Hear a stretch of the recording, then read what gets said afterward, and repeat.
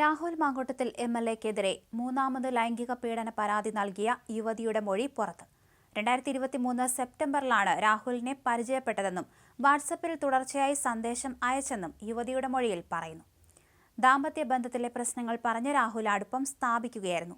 സംസാരിക്കാനുണ്ടെന്ന് പറഞ്ഞ രാഹുൽ മാങ്കൂട്ടത്തിൽ ഹോട്ടലിലേക്ക് വിളിച്ചു വരുത്തി ക്രൂരമായി പീഡിപ്പിച്ചെന്നാണ് യുവതിയുടെ പരാതിയിൽ പറയുന്നത്. വഴിതെറ്റിപ്പോയ വാട്സപ്പ് മെസ്സേജാണ് പാലക്കാട് MLA രാഹുൽ മാങ്കൂട്ടത്തിനെതിരെ പുതിയ പരാതി നൽകിയ യുവതിയുടെ ജീവിതം തകർത്തത്. തന്റെ പിതാവിന് യുവതി മൊബൈൽ ഫോൺ ഓർഡർ ചെയ്തതിന്റെ ലിങ്ക് അത് വാങ്ങിക്കുവാനായി നാട്ടിലുള്ള ബാല്യകാല സുഹൃത്ത് രാഹുലിന് അയച്ചതാണ്.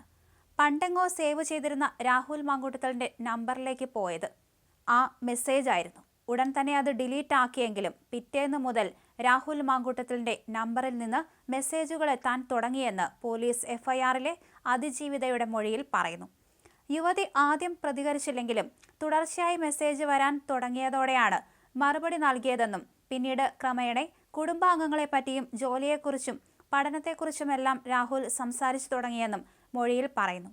പ്രത്യേക അന്വേഷണ സംഘത്തിലെ SI പ്രിയ AL ആണ് അതിജീവിതയുടെ മൊഴി രേഖപ്പെടുത്തിയത്.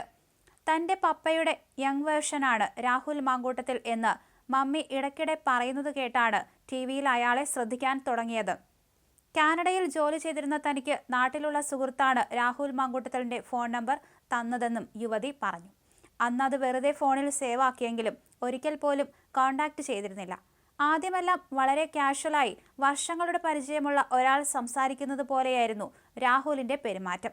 വിവാഹിതയാണെന്ന് ആദ്യം തന്നെ പറഞ്ഞിരുന്നു. അപ്പോൾ ഭർത്താവിനെക്കുറിച്ചും കുട്ടികളുണ്ടോ എന്നുള്ള കാര്യങ്ങളെക്കുറിച്ചും തിരക്കി.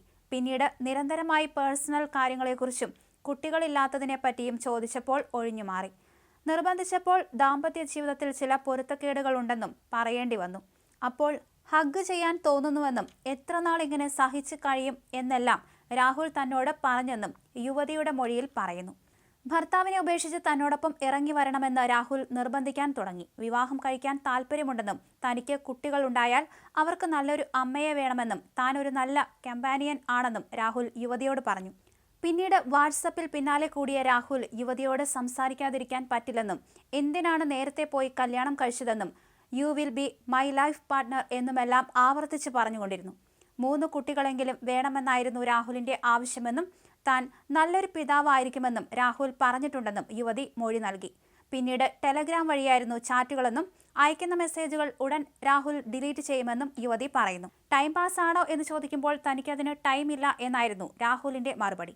കാനഡയിൽ നിന്ന് നാട്ടിൽ വരുമ്പോൾ നേരിട്ട് കാണണമെന്ന് രാഹുൽ നിർബന്ധിച്ചിരുന്നു. ഭർത്താവിന്റെ പിതാവ് ആശുപത്രിയിലായ സമയത്ത് നാട്ടിലെത്തിയപ്പോൾ ഭർത്താവിനെ പിന്തുണയ്ക്കണമെന്ന് പറഞ്ഞ് രാഹുൽ വിശ്വാസം പിടിച്ചുപറ്റി. പിന്നീട് പലവട്ടം കാണണം എന്ന് പറഞ്ഞെങ്കിലും മാറ്റിവെക്കുകയായിരുന്നു.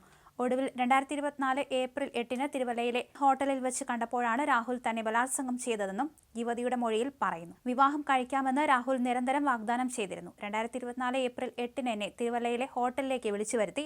മുറി ബുക്ക് ചെയ്യുന്നത് എന്തിനാണെന്നും റെസ്റ്റോറന്റിൽ ഇരുന്ന് സംസാരിച്ചാൽ മതിയല്ലോ എന്നും ഞാൻ ചോദിച്ചു. യൂത്ത് കോൺഗ്രസ് സംസ്ഥാന പ്രസിഡന്റാണെന്നും ആളുകൾ തിരിച്ചറിഞ്ഞ് സെൽഫി എടുക്കാൻ വരുമെന്നും രാഹുൽ പറഞ്ഞു. അങ്ങനെയാണ് പിന്നെ മുറിയിലേക്ക് പോയത്, യുവതി പറഞ്ഞു.